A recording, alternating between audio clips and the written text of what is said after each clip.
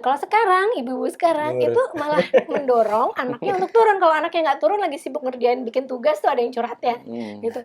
Nak, kamu nggak nggak Demo, turun demo. gitu. Lagi sibuk ngerjain tugas. Percuma itu tugas tinggalin aja dulu turun, suruh turun. Itu kita salah satu yang pertama membuat Menaikkan isu itu kan, menaikkan isu operasi itu. militer selain perang Karena itu, kan poin sebelumnya itu. kan orang-orang terfokus dengan penambahan Penambahan jabatan dan jabatan. lain sebagainya gitu kan. Sementara peluang untuk katakanlah dalam tanda kutip Militerisasi. penetrasi militer di ranah sipil itu lebih cenderung bisa masuk dari sini gitu. Hati provokasi. Hati-hati, gitu ya. aduh, hati-hati. Lagunya dari dulu. Lagu barunya apa sih?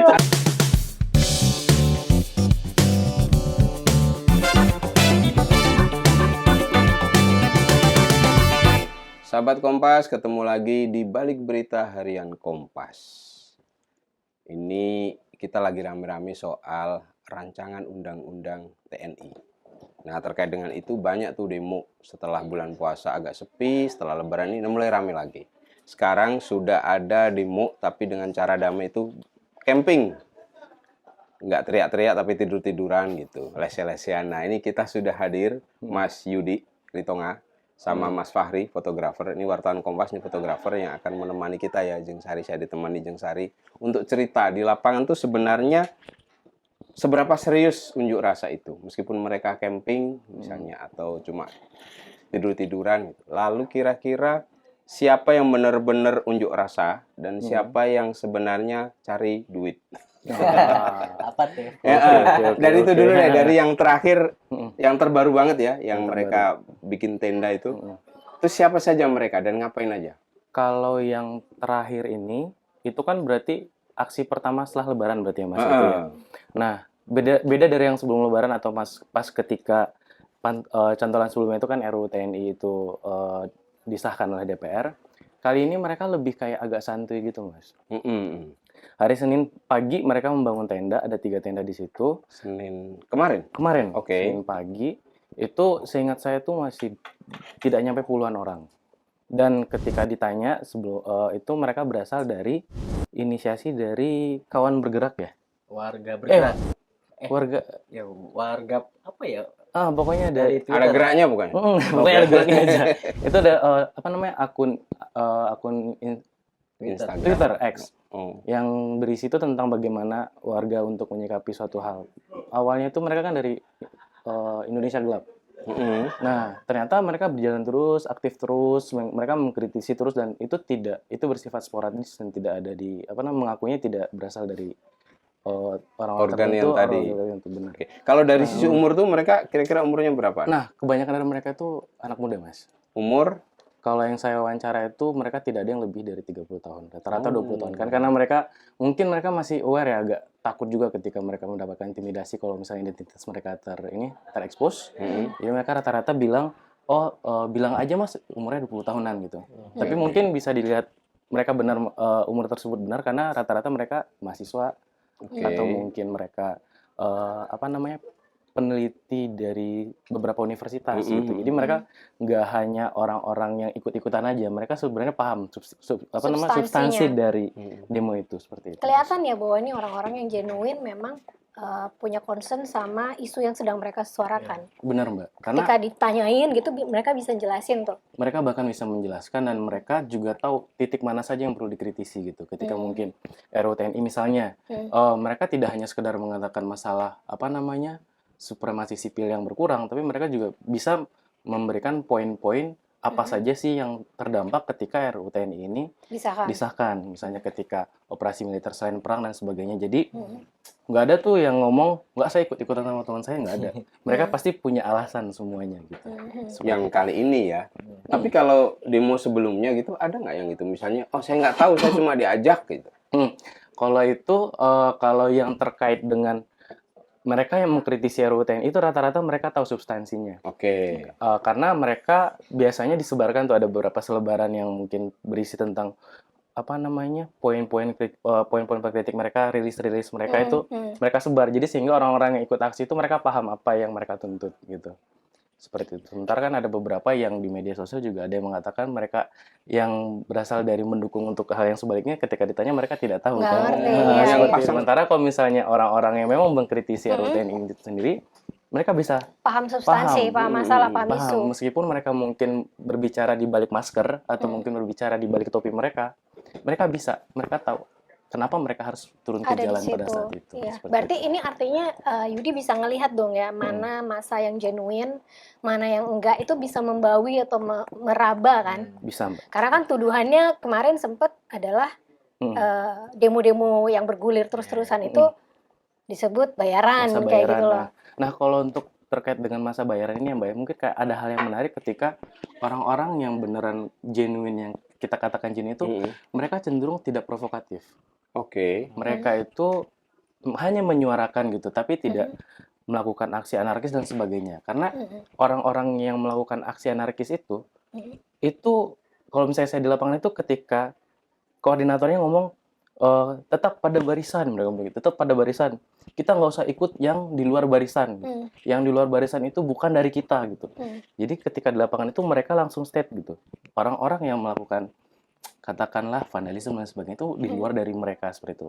Seperti itu sih, Mbak. Kelihatan ya, bisa kebaca. Itu di lapangan emang nggak ada bakar ban, misalnya kan gitu tuh, atau Ada Mas. Nah, ada. yang bakar Itu ban yang itu provokatif itu. yang di luar barisan. Jadi kayak sepertinya kayak apa namanya, koordinatornya itu atau mungkin orang-orang simpul massa yang katakanlah yang genuine itu mereka bisa membaca situasi. Jadi ketika sudah ada provokasi dan itu memancing tindakan petugas. Nah, itu mereka pasti akan melakukan pengumuman gitu. Yang di luar barisan bukan dari kita gitu. Jadi seperti itu Mas, bentuk Nah, kita mau bagi. ini kan dari sisi pengamatan wartawan tulis lah ya. Kalau dari wartawan foto, gimana mencari, pertama tentu saja mencari gambar yang menarik, lalu mencari pembeda itu antara ini yang organik, demonstran organik, sama yang bayaran. Atau digerakkan gitu. Kalau misalkan dari pengalaman motret demo itu ada beberapa yang cirinya itu kayaknya ini bayaran gitu. Ciri bayaran itu sama, posternya itu sama, bacaan posternya itu suara rakyat Indonesia atau apalah gitu. Pernah satu waktu itu motret beda isu waktu itu, cuman nah kok orangnya sama. Waktu itu di Patung Kuda di hari yang berbeda lah, dan isunya juga beda lah, tapi kok orangnya sama gitu. Dan ketika setiap demo motret lah kok gambarnya hampir sama gitu. Dari sisi teriakan, selain poster tadi ya, kemudian orasi, itu bisa nggak terdeteksi mana yang bayaran, mana yang organik? Nah, itu genuine tadi. agak sulit ya, karena kadang yang bayaran itu oratornya itu memang jago ngomong juga. Oke. Oratornya itu jago ngomong juga, dia ya orasinya paham apa yang diomongin lah, walaupun misalkan kontra dengan misalkan yang tolak RUU TNI, dia misalkan pro, tapi dia juga orasinya juga ya cukup oke lah, cukup meyakinkan gitu. Yang pro ini. Yang pro RUU TNI. Cuman orang-orang yang megang poster, orang-orang yang megang spanduk itu kadang kalau misalkan ditanya, nggak ngerti. aduh, saya juga, malah ada yang mengaku juga saya diajak. Saya cuman diajak ke sini, cuman ikut ke sini aja gitu. Berarti bisa apa ya, diasumsikan nggak dengan diyakini nggak bahwa rangkaian demo dari mulai Indonesia Gelap, penolakan terhadap RUU TNI, terus bahkan dari yang sebelumnya ya, yang pilkada rame itu memang masanya tuh umumnya demonstrannya memang demonstran yang organik gitu, yang genuine. Kalau dari saya sih ngelihatnya kayaknya memang didominasi oleh masa yang genuine itu, Mbak. Tapi tidak menutup kemungkinan disusupi oleh orang-orang yang tadi mau dan itu akan memperkeruh untuk memperkeruh suasana. Benar. Nah, kalau misalnya ketika saya membedakan itu adalah ya orang-orang yang yang memiliki masa genuine itu mereka biasanya stay gitu, Mbak. Mereka kan stay di situ ketika ada ketika ada orasi, dia pasti ikut memberikan semangat. Itu yang kalau saya lihat masa genuine itu, mereka ikut memberikan semangat ketika mungkin kita katakanlah olok-olok terhadap pemerintah itu katakanlah bentuk kekecewaan mereka sebenarnya kan itu.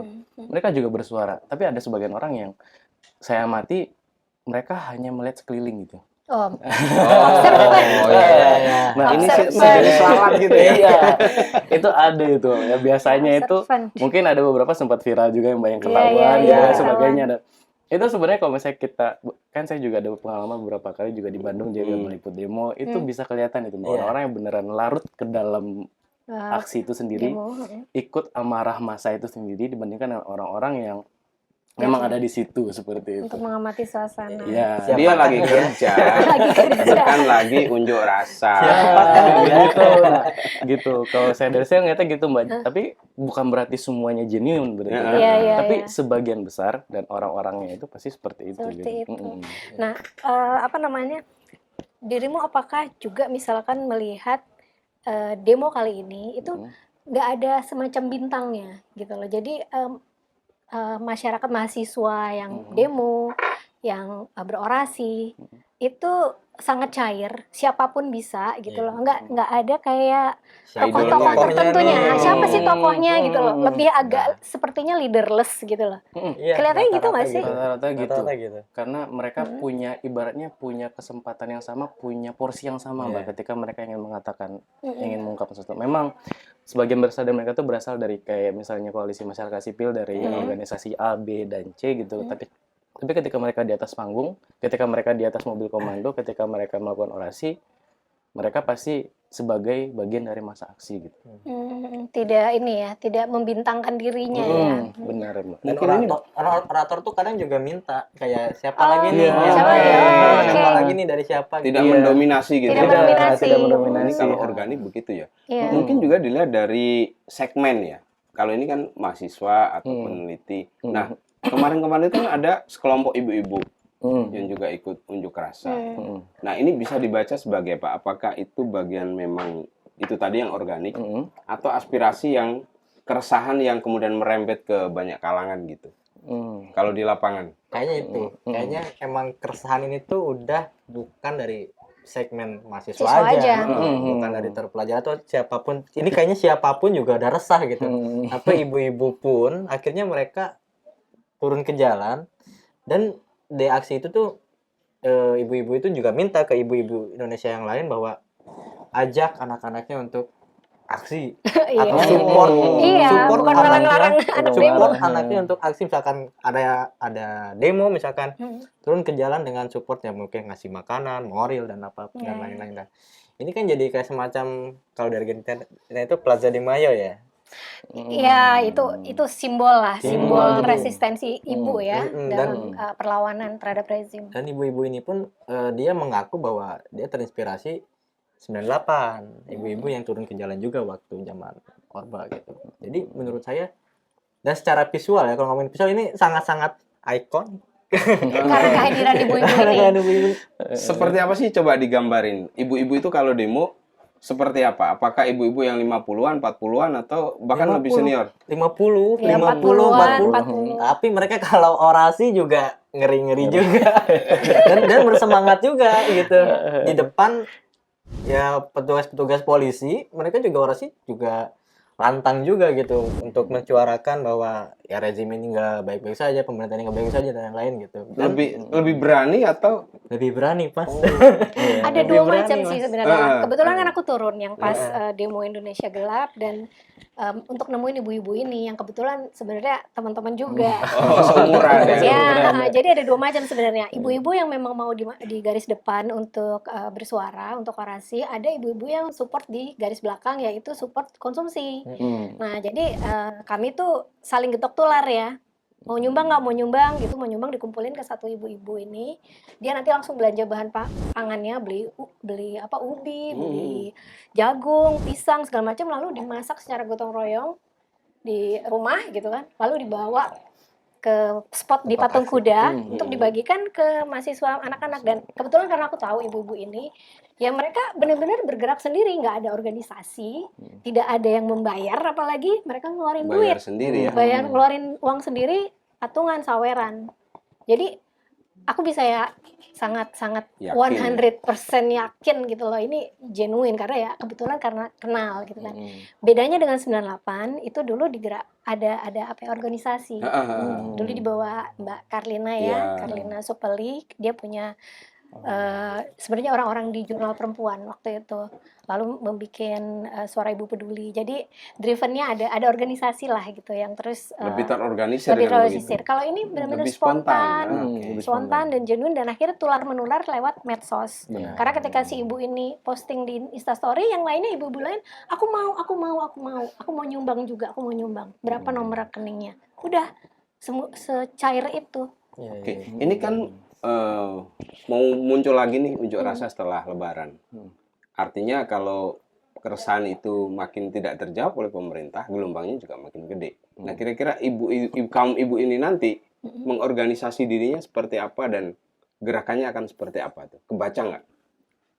Udah bisa kebaca. Ibu-ibu ini sekarang akhirnya yang tadinya sangat impulsif ya, spontanitas gitu. Sekarang kan membentuk yang Suara Gerakan Ibu Suara Indonesia, Indonesia. menjadi Gerakan Suara Indonesia.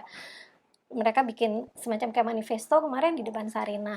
Tapi sekali lagi coraknya sedikit berbeda dengan 98, tidak tercipta bintang-bintang tersendiri. Itu yang menarik, Itu lebih yang egaliter menarik. ya. Lebih egaliter, lebih cair, luas, nggak ada strukturnya. Misalkan ketua siapa gitu, wakil ini, bendaharanya nggak ada. Gitu. Ini juga menyulitkan orang yang kerja-kerja tadi untuk nangkep ya. Ini siapa yang ditangkap duluan? Siapa otaknya enggak? Karena semuanya apa ya, berperan sendiri-sendiri, dan media sosial itu menjadi platform yang mengakselerasi koordinasi dan gerakan di antara ibu-ibu ini gitu loh. Dan mereka sendiri juga sebagian dulu aktivis 98 juga.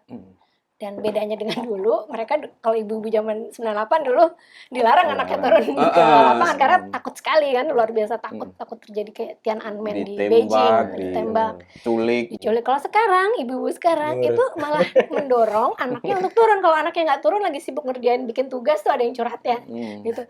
Nah, kamu nggak turun gitu. Lagi sibuk ngerjain tugas, percuma itu tugas, tinggalin aja dulu, turun. Itu atau gitu, hebatnya sekarang. nggak ikut demo, nggak jajan. Ini juga bayaran jenis lain nih. Bayaran yang lain. Itu bedanya yang menarik dulu dengan sekarang. Lebih suportif ya. Sangat suportif ya. Itu juga sebenarnya terjadi transformasi demokrasi dan kesadaran ya. Iya.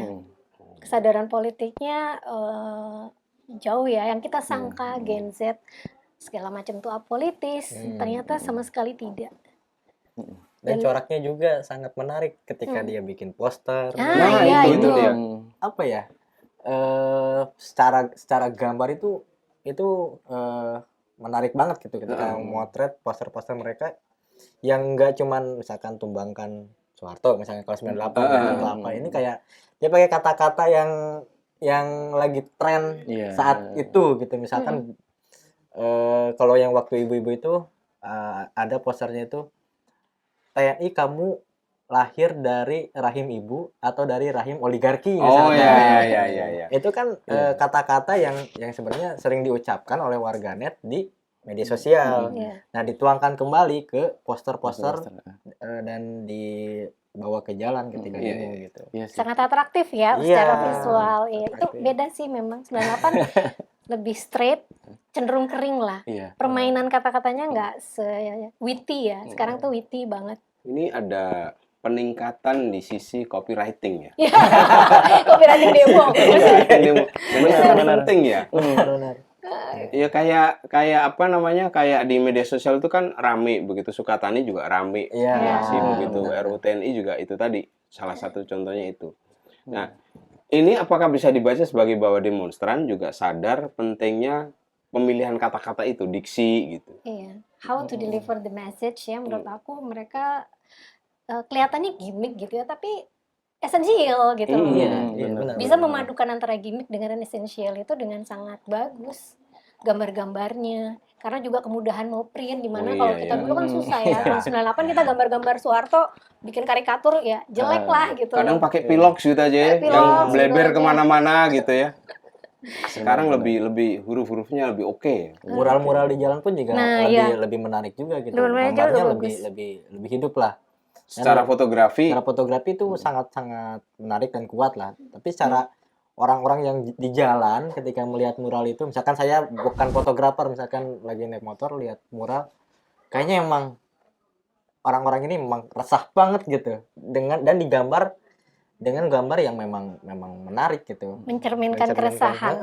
Keresahan. Dan kayaknya juga muralnya bukan mural-mural yang ala-ala Sembarangan gitu bukan ya. sembarangan, kayaknya memang dia mural artis yang dikerjain bermalam-malam gitu. bermalam-malam. Dan ternyata bener kan kita nulis ya Mm-mm. tentang mural itu bahwa memang artis mereka mahasiswa-mahasiswa jurusan Ya, seni rupa. komunikasi komunikasi visual juga ada, seni rupa juga ada yang memang khusus.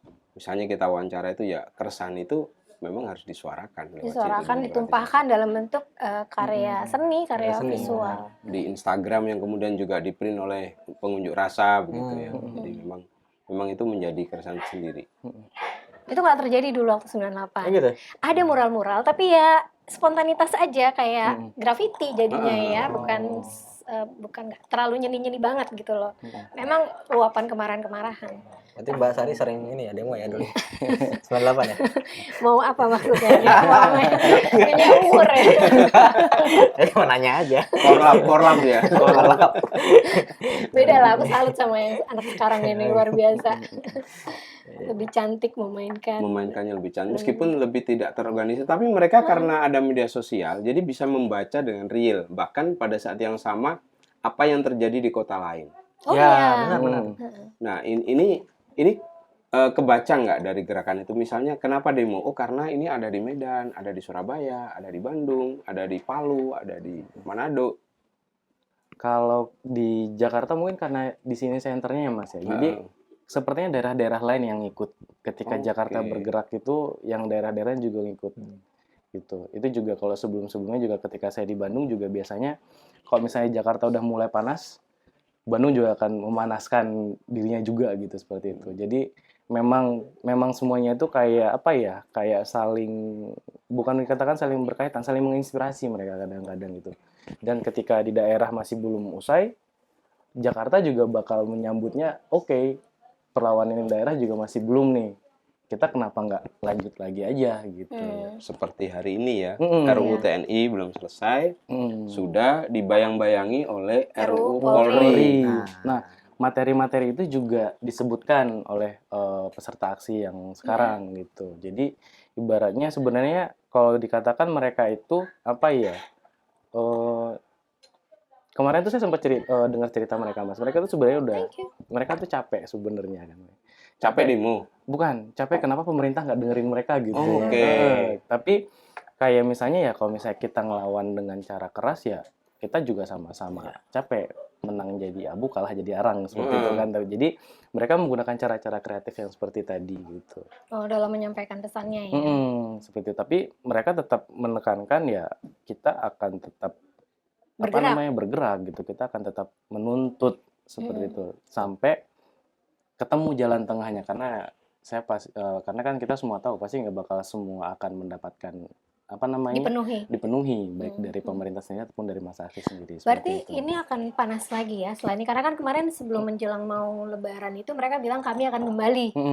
Demo terakhirnya yang tanggal berapa itu? Tanggal 28 ya apa? 28 apa 27 gitu kan. Berarti Hamin 7 sebelum Lebaran aja. Lebaran itu kan sempat kayak postpone dulu, mereka bilang akan kembali. Berarti ini gejalanya setelah camping-camping ini akan ada gerakan lagi kemungkinan. Bisa dikatakan seperti itu Mbak. Apalagi mungkin ketika ada rancangan undang-undang atau mungkin pembentukan kebijakan atau mungkin peraturan perundang-undangan yang baru yang mereka merasa ini akan disusupi atau mungkin akan ditunggangi oleh kepentingan tertentu, pasti mereka akan menyuarakan pendapat lagi gitu.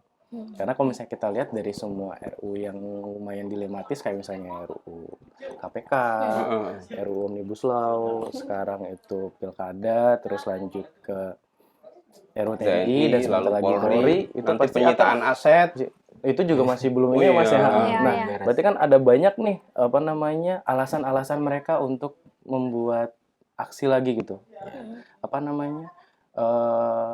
Akan ada banyak yang harus mereka suarakan lagi gitu. Harus dikawal ya. Harus dikawal seperti itu Mbak. Jadi, Kemarin itu waktu di lapangan kan waktu demo beruntun ya, yang terutama pas RUU TNI sejak Indonesia Gelap sih yang Februari. Rame di medsos itu adalah mempertanyakan kemana media, gitu kan, kemana media mainstream gitu loh.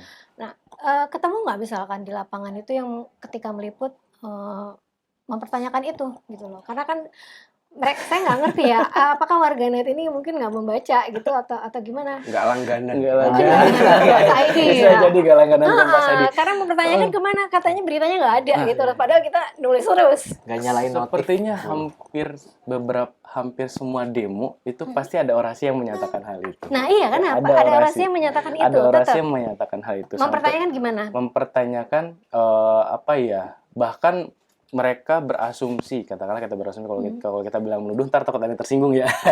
Katakan mereka bahkan berasumsi kita itu sudah sudah tidak sekritis dulu lagi gitu, karena kita sudah ikut dengan yang lain penguasa dan lain sebagainya gitu kan. Saya dalam hati bilang, lah kan gue kemarin udah nulis ya, lu baca nggak sih gitu? Saya ngomong kayak Mungkin gitu. karena asik demo jadi nggak sempat buka. baca. Ya. Kayak gitu. Karena kalau dulu 98 kan begitu masuk koran dibaca rame-rame gitu Iya. kan. Jadi tahu kita di porsinya kayak apa. Iya. Sampai mereka kalau ada fotonya tuh disimpan tuh koran. Iya, betul. Ini mungkin karena hanya melihat feed medsos, kalau feed medsosnya rame, misalkan dari akun harian Kompas rame, ya itu mungkin baru jadi ukuran gitu ya. Dan ini Mbak, kadang-kadang kan ada sentimen di media sosial memojokkan media dengan memberikan contoh beberapa sejumlah artikel sebenarnya tidak mencakup semua dari yang kita beritakan gitu. Misalnya dari media A menceritakan demo A, B, C, D, sementara kan kita kan lebih ke substansinya nih. Nah, jadi kan kayak apa ya, ketika orang sudah marah itu kan emosi mereka kan sudah tidak bisa mengendalikan. Iya, blinded ya. Mereka sudah tidak rasional lagi gitu. Jadi ketika kita menunjukkan ketika kita menunjukkan ini loh, kita bikin tulisan ini, mereka kadang-kadang tidak mendengarnya Tidak, gitu. ya. Karena aku ngitung soal RUU TNI, bahkan sebelum rame-rame demo, Kompas itu udah menulis dari 2019. Benar Mbak. Tagar RUU TNI di Kompas ID, kalau diklik nih ya, tagarnya RUU TNI keluar berita itu dari 2019, terus makin kerap, makin banyak. Total sampai 28 Maret itu hari terakhir demo, itu kita udah nulis 150 artikel tentang RUU TNI, bahkan sebelum didemoin. Sebelum rame. Jadi kita udah keluar-keluar, ini bahaya loh, ini bahaya gitu lah, udah warning itu loh. Sampai terus baru tahun ini kan di demo, tahun-tahun sebelumnya udah tulisannya banyak banget. Nah, apakah itu tidak dibaca ya gitu loh.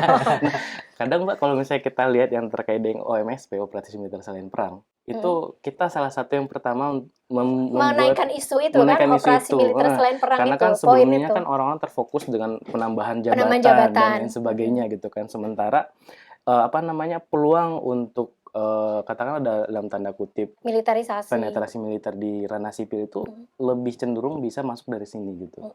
Ketika adanya keputusan untuk OMSP itu tidak lagi dari kebijakan politik negara atau dalam hal ini persetujuan dari DPR, itu kan berarti dari pihak eksekutif, katakanlah presiden, itu bisa langsung. Ya. Nah, itu kan sebenarnya kan yang kita garis bawahi di situ. Iya. Sebelumnya mereka pasti fokusnya poin itu luput itu. Kita yang meng-highlight soal itu. Kita yang meng-highlight. Bisa terjadi seperti di Korea Selatan. Benar, Mbak. Seperti itu. Kayak gitu, Mbak. Ya, mungkin nanti lain kali disuruh langganan Kompas ID. Padahal udah nggak waktunya ya kita bawa koran gitu ya. Kalau dulu kan print oriented ya, orientasi koran cetak. Sekarang tuh digital. Tapi memang ini juga bahaya pendengung ya. Bahaya orang-orang yang influencer lah. Followernya banyak.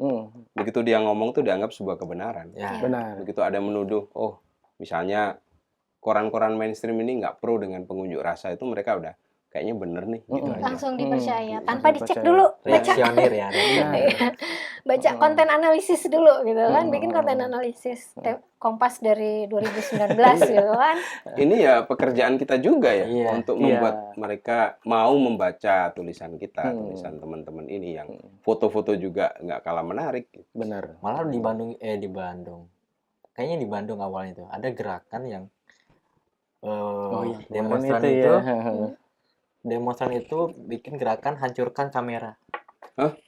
Maksudnya Iya. gimana? Kamera wartawan. Kamera Iya. wartawan. Kenapa? Jadi mereka tuh menganggap bahwa wartawan ini kayaknya sudah tidak lagi bersama kita, maksudnya dengan demonstran, Iya. karena Hmm. mereka menganggap bahwa ketika kita motret, wajah-wajah mereka itu terpampang, terus itu memudahkan misalkan polisi atau intel untuk melihat Oh. mereka. Tapi kan maksudnya wartawan itu bukan sana, bukan itu gitu. Kita tuh bukan motret kalian, kita pengen memberitakan bahwa gerakan kalian ini bisa menginspirasi tempat-tempat lain gitu, bahwa Untuk gerakan bergerak kalian itu juga. iya. Nah, sedangkan demo saya ini malah bikin gerakan hancurkan karena itu rame juga sih di kalangan wartawan foto ya, itu rame juga. Ini kayak miskom ya. Kita pada Nah. tujuan yang sama sebenarnya, tapi dipurbasangkakan gitu loh. Bisa jadi itu ada satu orang yang sengaja. Yang memainkan, Men- satu pihak yang memainkan. Sama kayak tadi yang influencer yang spin doctor kayak. banyak. Spin doctor ya Iya, benar. bisa Atau jadi. memang salah paham, karena sering terjadi salah paham. Ya. Tahun-tahun 90-an tuh ada wartawan dikejar-kejar demonstran gara-gara pakai jaket tulisannya Intel, padahal itu Intel Pentium. Ya kali ya. Itu prosesor ya. Prosesor Intel. Intel nih kejar-kejar. Kesalahpahaman itu dalam kondisi yang panas. benar. Itu biasa cepat, terjadi. semu Bener, Mas. pendek. Itu kayak teman saya itu juga kan yang di Bandung itu, yang wartawan kompas.com yang dikira Intel, Iya. padahal dia memang wartawan kompas.com. Hmm. Itu sampai dikira Intel, sampai diserang sama massa, sampai diselamatkan sama wartawan yang lain. Jadi di sisi lain teman kita yang teman saya ketika meliput aksi massa terakhir RUU TNI yang berakhir ricuh, mereka yang dikira bagian dari pergerakan peserta demo oleh para polisi, karena mereka masih muda memang, terus bajunya serba hitam. jadi mereka dikira demonstran. Sampai saya bilang, makanya besok kalau mau demonstran jangan pakai baju hitam. Dikira masa aksi. Jadi menarik ya Masalah posisi media mainstream di sini wartawannya. Di satu sisi disangka bagian sana, Iya. di sisi yang sini di bagian sini. Jadi pusing kita ini. Gitu kan. Pusing, Mbak. Makanya kan ya ketika kita meliput itu, kita harus paham juga bagaimana dengan psikologi emosi dari massa itu sendiri ketika massa, baik dari massa aksi demonstran atau dari petugas sendiri, aparat juga. Jadi ketika mereka sudah mulai melakukan represi atau mungkin membubarkan massa aksi, kita juga harus bisa memposisikan diri nih gitu. Iya. Ini mitigasi itu penting. Harus baca medan, baca medan Seperti situasinya. itu. Nah, kayak teman saya itu kan ceritanya gini, Mas, yang di Bandung itu. Jadi dia itu sendiri bergerak sendiri, nggak ada teman-teman media yang lain. Cowok. Oke. Lagi video. Nah, saya rasa ini yang orang yang ngomong ini provokatornya tuh. Nah, terus tiba-tiba dia ngomong dengan bahasa Sunda, "Eta ya Intel." Semua masa ngeliat ke Langsung dia percaya. gitu kan. Terus dia sampai bilang panik, sampai ngasih ID-nya, saya dari kompas.com, tapi tetap aja dia dikejar sampai sampai dipukul Oke. gitu oleh masa aksi, sampai akhirnya teman-teman kita dari media yang lain narik dia, baru bilang ini dari wartawan bukan dari Intel gitu. Itu cuma diteriakin ya. Jadi masuk akal kalau yang pakai jaket tulisannya Intel. Baru tuh. Ya itu Seru ini. dilema resikonya kayak gitu. Iya, kita juga nggak nyalahin masa aksi karena emang lagi emosi, lagi tensi, lagi tinggi, Mbak, gitu. Ini terakhir nih soal aparat. Kalau 98 dan kesini ini itu kan aparat sangat beringas ya. Kalau yang sekarang ini apakah seperti itu juga? Kan konon ada juga yang meninggal tuh. Bukan konon lagi, memang ada yang meninggal dan ada yang hilang kan? Apakah sebrutal itu atau itu hanya kasuistik gitu? Kalau saya sih ngelihatnya lebih ke ini sih, Mas, ketika dari aparat ini mereka harus punya alasan gitu untuk melakukan tindakan kekerasan ini gitu. Jadi ketika ada pemicu, ada fasilitas yang rusak, atau mungkin mereka menggunakan alasan klise, jamnya sudah habis, jam demonya izinnya udah habis, yang jam-jam rawan tuh maghrib yang kan kayak biasanya. Perkap itu kan sampai jam 6 ya, Mbak, ya, sampai jam 18.00. Nah, mereka menggunakan alasan itu, alibi itu sebenarnya. Mencari legitimasi. Nah, makanya ketika ada provokasi yang yang melakukan tindakan-tindakan anarkis, kita bisa mengatakan itu apakah mereka pure dari masa itu? Iya. Jadi kayak Dari dulu gitu, Mm-mm. 98 juga gitu. Jadi kan ketika ada yang kekerasan, ada yang melakukan aksi anarkis ini, polisi dari sana, ini ada alasan nih gitu. Oh, untuk Makanya Untuk setiap represif. setiap ada demonstrasi yang katakanlah apa namanya Rusuh. organik ini, pasti mereka dari awal tuh menekankan itu, Mbak. Jangan ikut provokasi, jangan terpanggil provokasi. Hati-hati provokasi. Hati-hati, gitu ya. itu hati-hati, hati-hati. Lagunya dari dulu. lagu barunya apa sih? Ada lagu baru nggak? Dulu kan Dara Juang, provokasi, lagu Sukatani. Sukatani Oh, bayar itu ya. Polisi, ya. Oke, Itu oke. kayak gitu Jadi sih, lagu Mbak. baru. Dulu petandanya tuh salah satunya adalah kalau udah ada botol Molotov. botol mineral. Minuman melayang. Nah, itu kita harus biasanya Pasti kayak gitu, harus Mbak. udah hati-hati nih. Berarti sama. Ada yang Sama mau berarti. mancing-mancing nih gitu. Jadi gitu. Itu deh. Demo dari masa itu. ke masa. Oke, sahabat Kompas, itu tadi spill Ya. bocoran-bocoran tentang bagaimana kondisi di lapangan saat ini. Tentu saja kita berharap negeri ini baik-baik saja, selalu damai, tapi tidak klise ya, baik-baik saja yang sebenarnya gitu. Nah, Nah, demo itu ini dia. sebenarnya adalah untuk menuju Indonesia biar baik-baik saja gitu. Sampai jumpa di edisi di balik berita berikutnya. Dah.